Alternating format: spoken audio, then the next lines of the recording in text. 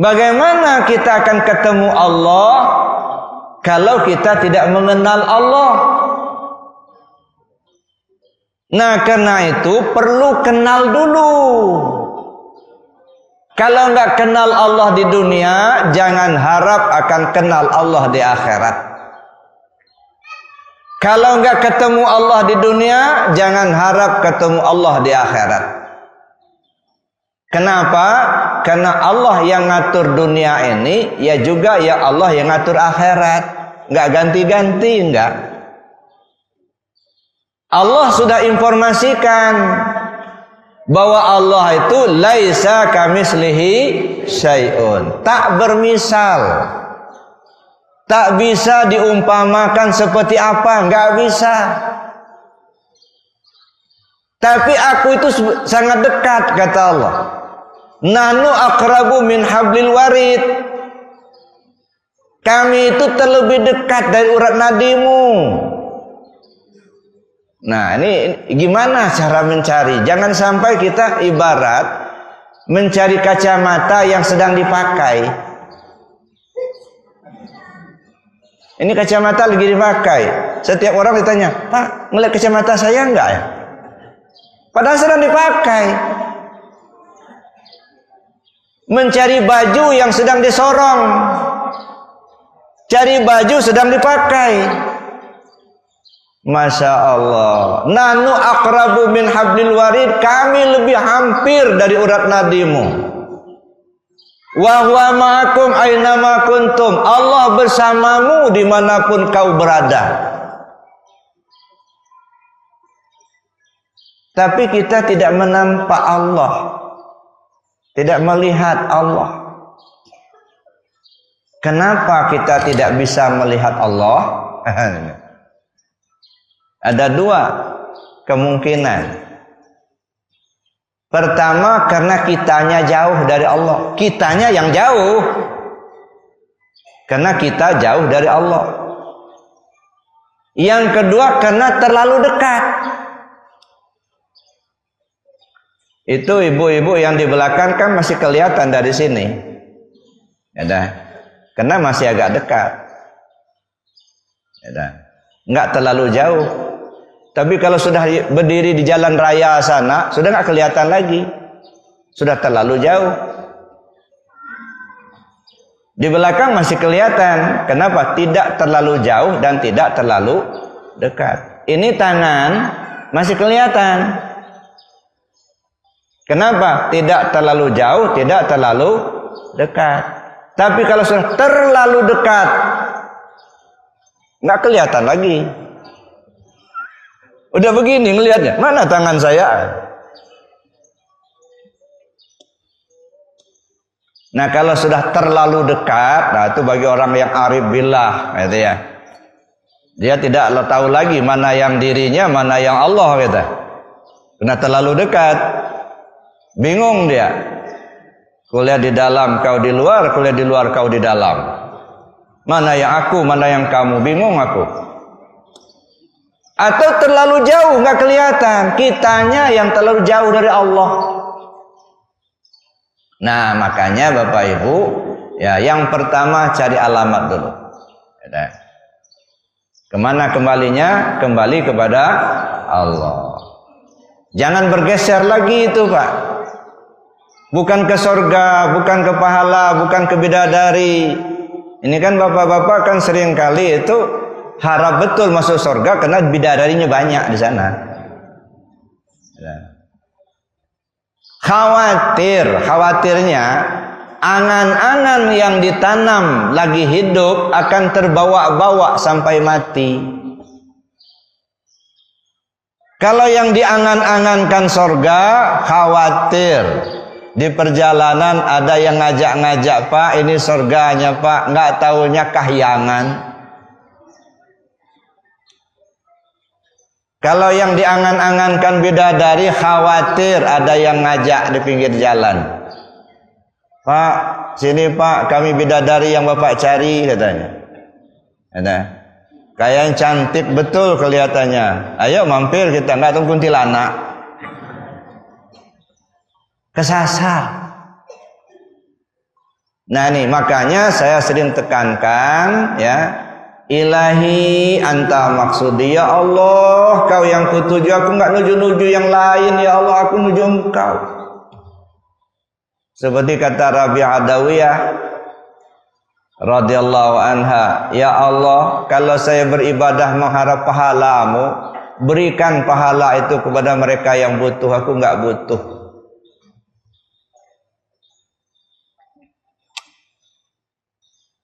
Tapi kalau aku mengharapkan engkau ya Allah, janganlah engkau menolak. Kepada siapa lagi aku akan berharap kecuali kepadamu. Biarlah aku masuk neraka ya Allah asal bersamamu. Hebat kan? Mana yang bagus Pak? Masuk surga tapi tak bersama Allah, masuk neraka tapi bersama Allah. Payah juga milihnya.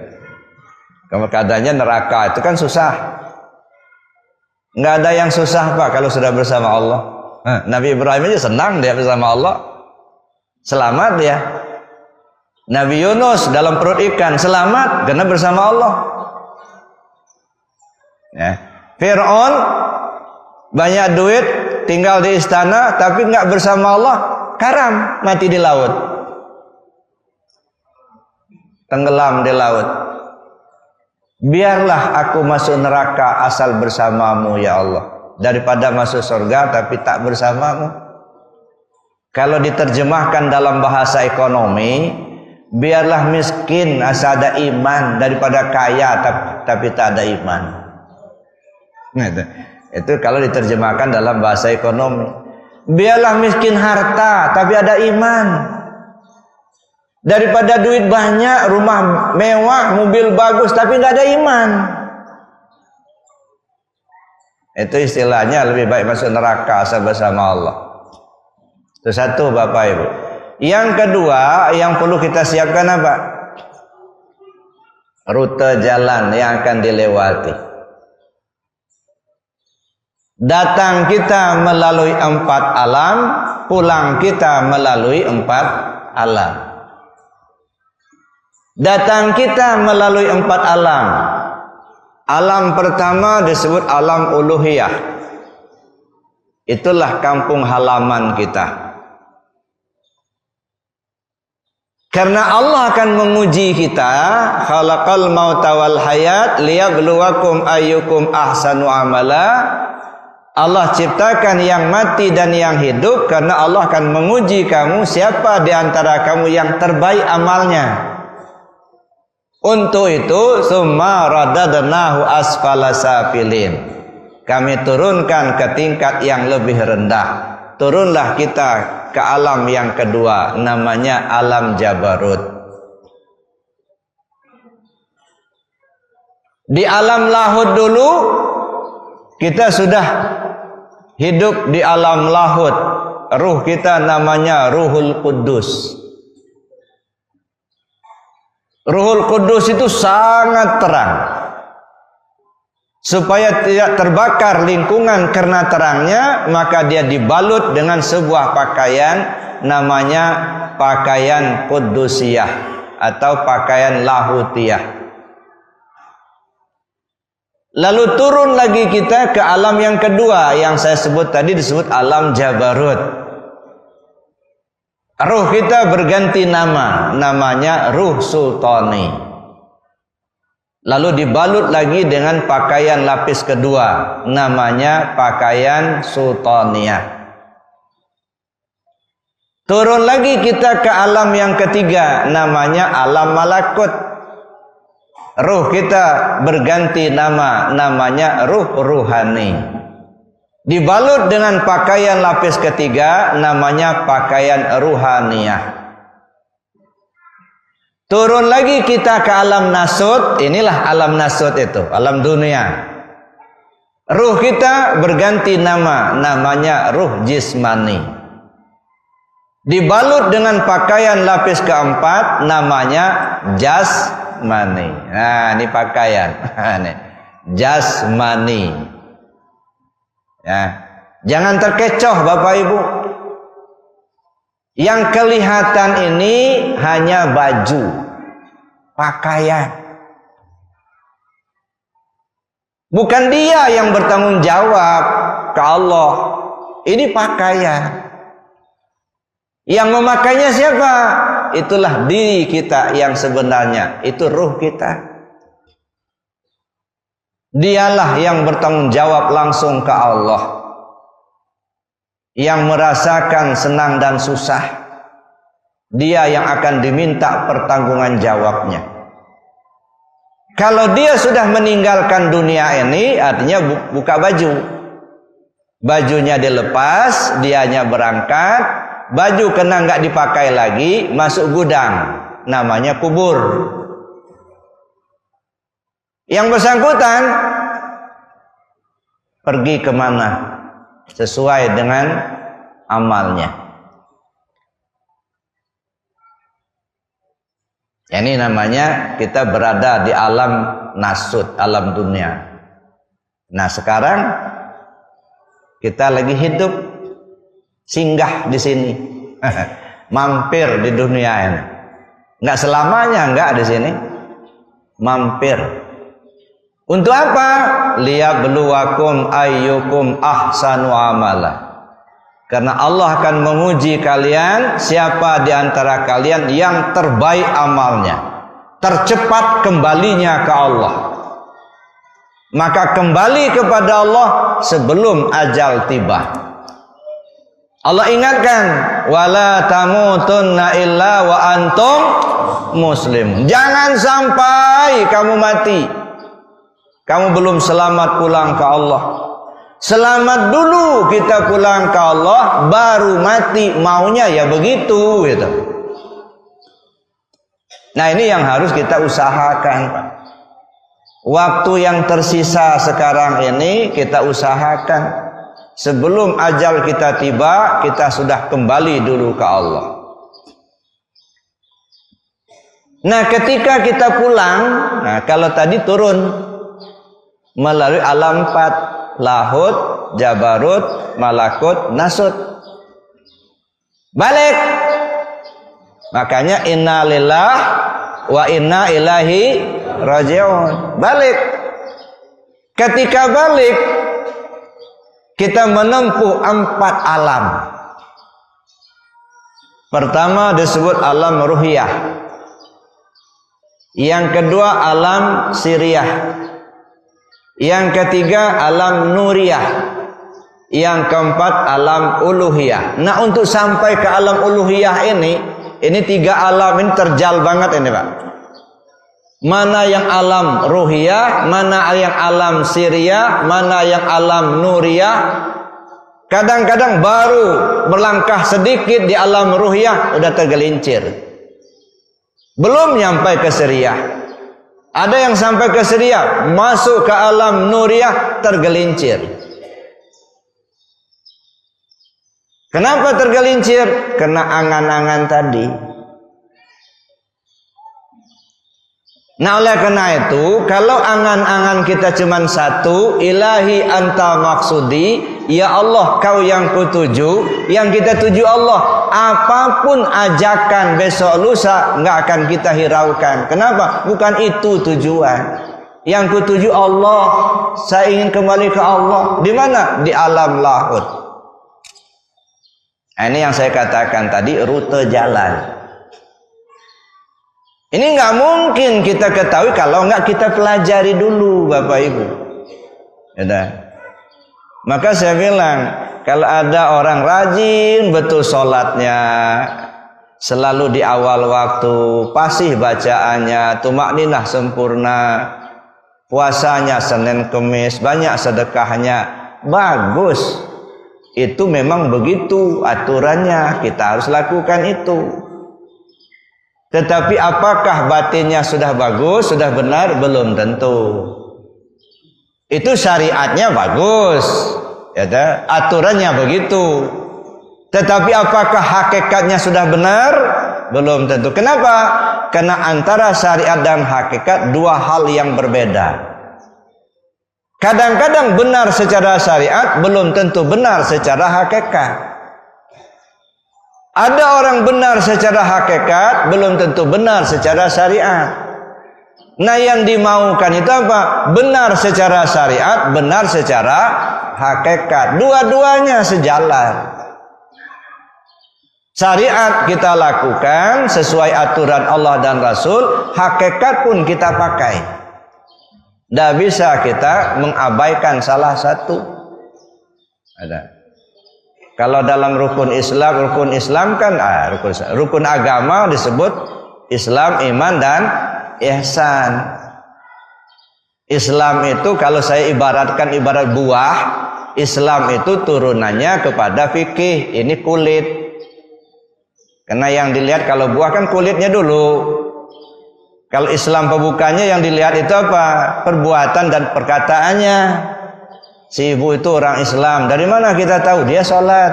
Kelihatan dia sholat. Si bapak itu orang Islam. Dari mana kita tahu? Dia rajin baca Al-Quran. Kedengaran baca Quran. Si bapak itu sudah orang Islam. Dari mana tahu? Dia sudah haji. Itu yang terlihat, yang zahir. Kalau ibarat buah, yang kelihatan kulit dulu. Belum isi, belum. Maka iman itu ibarat isi. Ihsan itu apa? Ibarat rasa. Jadi kulit, isi, dan rasa. Apa perannya ini? Kulit membungkus isi, isi menyimpan rasa.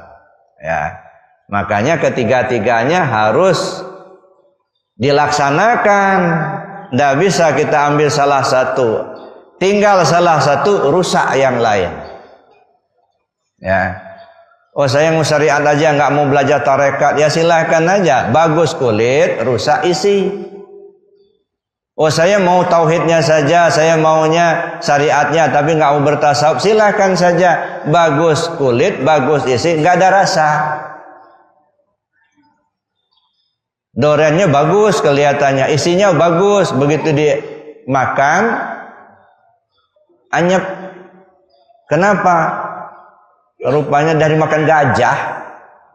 Gajah kalau makan doren kan ditelan aja itu. Keluarnya kayak gitulah, yang diambilnya apa? Rasanya. Makanya saya bilang tiga-tiganya. Ini rute jalan. Yang ketiga yang perlu kita persiapkan apa? Kendaraan. Apa itu kendaraan? Ibadah. Salat ibarat kendaraan menuju Allah. Puasa kendaraan menuju Allah. Zakat, haji itu ibarat kendaraan. Dalam bahasa ibadah namanya zikir. Salat zikir, puasa zikir, zakat zikir, haji zikir. Baca Quran zikir, tasbih subhanallah zikir, tahmid alhamdulillah zikir. Dari sekian banyak model zikir, afdalu zikir fa'lam annahu la ilaha illallah. Kendaraan yang paling kencang itulah la ilaha illallah. Ini buraknya itu. Pakailah ini. La ilaha illallah. Maka disebut afdalu dzikir annahu la ilaha illallah. Fa'lam. Zikir yang paling afdal itu fa'lam, ketahuilah la ilaha illallah. Nah, kalau fa'lam ketahuilah harus ada ilmunya, Pak. Nggak mungkin kita tahu kalau nggak ada ilmunya. Maka berilmulah kita tentang la ilaha illallah melalui 4 model ilmu. Berilmu tentang la ilaha illallah dalam ilmu syariat. Berilmu tentang la ilaha illallah dalam ilmu tarekat. Berilmu tentang la ilaha illallah dalam ilmu hakikat. Berilmu tentang la ilaha illallah dalam ilmu ma'rifat. Nah, baru kita mendapat afdalnya. Enggak begitu kita mengucap la ilaha illallah langsung dapat afdalnya. Kalimatnya kalimat afdal. Nah, kitanya kapan mendapatkan afdalnya? Ketika fa'lam. Ketika berilmu. Berilmu tentang la ilaha illallah dalam ilmu syariat. Dan bagaimana dalam ilmu syariat? Tahulah kita makhraj hurufnya seperti apa, mengucapkannya, ya, mana panjang, mana pendeknya. Maka Abah dulu berulang-ulang memberikan maklumat zikir yang tartil, yang sempurna. La ilaha illallah, la ilaha illallah. Jangan ditambah, jangan dikurang. Ini enggak sering-sering bertambah hurufnya. La ilaha in. Udah la. Ada hamzahnya. La. Jangan kan la ilaha illallah. Sempurna. Jangan la. Kalau la itu udah ada hamzah di situ. Kadang-kadang dikurangin hurufnya. Illah, la illah, la illah, la il. Akhirnya jadi fitnah. Zikir di sana la il rupanya. La il. Atau la ilah. Nah, la ilah lagi. Jangan dirubah. La ilaha illallah. Makanya lambat-lambat tartil. Ngikut imam kalau berjamaah. Ini kan enggak, kadang-kadang imam gigi 1, kawan di belakang gigi 4. Gimana ngaturnya? Kadang-kadang imam sudah ngajak gigi 4, masih gigi 1 juga di belakang. Pening jadinya, berat. La ilaha illallah, la ilaha illallah, kata imam di belakang. La ilaha illallah, la ilaha illallah. Nah, kacau lah ini. Ini berilmu dalam ilmu syariat. Berilmu kita tentang la ilaha dalam ilmu tarekat. Mengamalkannya melalui talqin zikir, bukan dengar-dengar. Bukan sekedar baca buku, tapi betul-betul kita ngamalkan berdasarkan talqin zikir. Karena talqin zikir itu secara sederhana mengajarkan cara berzikir. Tetapi kalau kita paham talqin zikir itu mempersambungkan rohaniah murid kepada rohaniah guru sampai ke atas. Makanya bertarekat mesti ada gurunya. Kalau orang ngamalkan tarekat belajar sama siapa? Ada gurunya. Orang yang belajar tanpa guru, setan jadi gurunya. Nah, jadi makanya kalau kita ngamalkan tarekat mesti ada gurunya. Nah, guru inilah yang mempersambungkan rohaniah murid kepada rohaniah guru-guru kita yang di atas sampai kepada junjungan kita Nabi besar Muhammad sallallahu alaihi wasallam. Berilmu tentang ilmu hakikat, berilmu tentang la ilaha illallah dalam ilmu hakikat. Apa hakikatnya la ilaha illallah itu? Ada 4 suku kata la ilaha illa Allah. Apa hakikatnya? Mana hubungannya dengan diri kita? Nah, kita kaji lebih jauh. Dan berilmu tentang la ilaha dalam ilmu ma'rifat, mengenal. La ilaha illallah, tak ada Tuhan selain Allah. La mahbub illallah, tak ada yang dicintai kecuali Allah. La maujud illallah, tak ada yang maujud kecuali Allah. Nah, bagaimana kita memahami itu dalam ilmu ma'rifat? Makanya baru kita dapatkan afdolnya. Ini kendaraan. Lalu Bapak Ibu yang saya hormati, dalam kendaraan ini dalam ilmu tarekat. Ya, maka kita belajar dalam ilmu tarekat. Yang kita pelajari itu ada zikir jahar dan zikir khafi. Zikir jahar yang diucapkan dengan lisan, zikir khafi yang disebut pakai hati. Kenapa dua ini yang harus kita latih? Karena orang akan meninggal itu dua ini alatnya, Pak. Lisan dan hati. Kalau lidah ini tidak terlatih nyebut la ilaha illallah, khawatir mau meninggal pun susah betul akan hadir kalimat itu. Makanya kata Rasulullah SAW, man qala la ilaha illallah akhiru kalamihi dakhalal jannah. Siapa orang akhir kalamnya la ilaha illallah, dia masuk surga. Ini bukan tawaran murahan, tawaran sulit. Saking sulitnya untuk menghadirkan kalimat itu bagi orang yang akan meninggal, kalau bisa hadiah surga. Karena sulit, bagaimana upaya kita? Matan nas bima ya'isubih. Manusia mati sesuai kebiasaan. Oh, kalau begitu biasakan dulu lidah ini nyebut la ilaha illallah. Nah, kalau lidah sudah terbiasa, insya Allah meninggal pun dengan la ilaha illallah. Jadi nggak ujuk-ujuk. Udahlah kalau begitu nggak sholat kita, nggak puasa kita, kalau mati ingat aja la ilaha, mengucap la ilaha masuk surga. Nggak begitu, nggak. Ini isyarat supaya kita membiasakan dulu. Nah, ini Bapak Ibu yang saya hormati.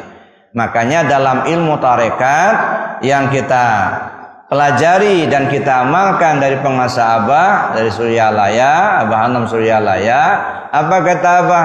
Jangan ditambah, jangan dikurangi. Apa yang jangan ditambah, jangan dikurangi? Amalia tarekatnya. Amalia tarekat itu yang bagaimana? Ada 4 model. Ada harian, ada mingguan, khataman, ada manakib, ya, jadi ada manakib, jadi ada apa namanya harian zikir la ilallah setiap selesai sholat fardu. Hadarahnya jangan ditambah-tambah, ya. Ini enggak, kadang-kadang karena kita sudah berguru sama yang lain, nah guru kita yang lain masukkan pula ke situ. Enggak boleh, Pak. Ada. Sebab berdasarkan silsilah itu artinya pengambilan. Dari abah ke abah sepuh, dari abah sepuh ke Syekh Tolha kepada Syekh Khatib terus sampai ke junjungan kita Nabi besar Muhammad sallallahu alaihi wasallam. Ya. Ini silsilahnya itu beruntun. Apa yang sudah diajarkan Abah kepada kita, itulah yang kita amalkan. Ada dulu Pak, orang nambah-nambah. Mungkin Bapak Ibu yang sudah lama belajar tarekat, ya masih ketemu penguasa Abah, ya. Dulu ada hadarah yang ditambah. Liman dakhala fi baitihi. Ingat nggak Bapak Ibu itu? Ada Muqaddul Juman itu ada tambah liman dakhala fi baitihi. Akhirnya Pak ditarik Muqaddul Juman itu dikembalikan kepada yang lama. Kenapa? Itu sudah tambahan, nggak boleh. Itu satu, itu yang namanya merubah, menambah. Ada lagi yang merubah, ya. Dari dulu ada yang penceramah, ya, keliling Lampung, mengatakan bahwa nutup zikir khafi itu alhamdulillah, bukan sayyiduna. Ini sudah merubah. Abah setiap nalkin dulu tutup dengan sayyiduna Muhammad Rasulullah, bukan alhamdulillah. Nah, kalau ada yang robah-robah begini jangan mau, Pak. Ini sudah dirubah. Nah, ini yang dimaksud jangan merubah, jangan menambah.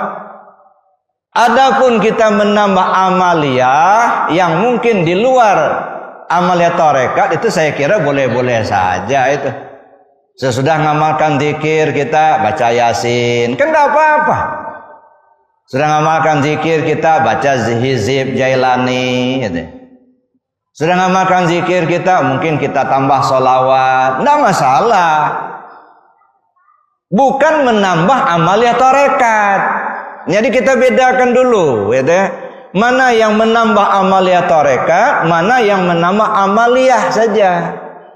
Yang tidak boleh itu merubah dan menambah daripada ajaran tarekatnya. Itu yang tidak boleh, gitu ya. Nah, jangan kita karena sudah belajar tarekat kita nggak mau baca Yasin lagi. Sudah belajar tarekat nggak mau lagi banyak-banyak sholawat. Nggak, bukan begitu, Pak. Nggak boleh baca hizib lagi, ya dah. Boleh-boleh saja, ya. Yang tidak boleh itu merubah ajaran tarekatnya. Seperti yang saya katakan tadi. Ya, nutupnya pakai alhamdulillah, itu sudah berubah toh. Ya, maka saya katakan Saya sering mengikuti talqin zikir sama pengajian Abah, nggak pernah Abah itu nutup dengan alhamdulillah. Selalu pakai Sayyiduna Muhammad Rasulullah. Seluruh wakil talqin itu ada buku panduan pentalqinan. Dalam buku panduan itu disebutkan ditutup dengan Sayyiduna Muhammad Rasulullah. Jadi kalau ada besok penceramah yang ngerubah itu nutup zikir khafi pakai alhamdulillah, jangan mau Pak. Kita belajar tarekat itu bukan ecek-ecek. Belajar betul dengan pengasahabah, ada buku panduannya gitu. Jadi jangan mudah kita ditipu-tipu gitu. Bapak Ibu yang saya hormati, itu yang perlu saya jelaskan ya. Jadi kita di Arafah tidak pernah kita menambah atau merubah amaliyah tarekatnya. Adapun yang kita tambah misalnya ada hizib jalani, memang sudah selesai dulu ngamalkan amaliyah tarekatnya gitu. Ini kan hizibnya Sultan Aulia gitu ya, yang juga perlu kita amalkan. Bapak Ibu, itu kendaraan. Baru yang keempat itu adalah bekal yang harus kita bawa. Nah, apa bekal? Kebaikan yang kita lakukan selama hidup gitu ya. Maka kata Rasulullah SAW, khairun nas anfa'uhum linnas. Sebaik-baik manusia yang banyak memberi manfaat buat orang lain.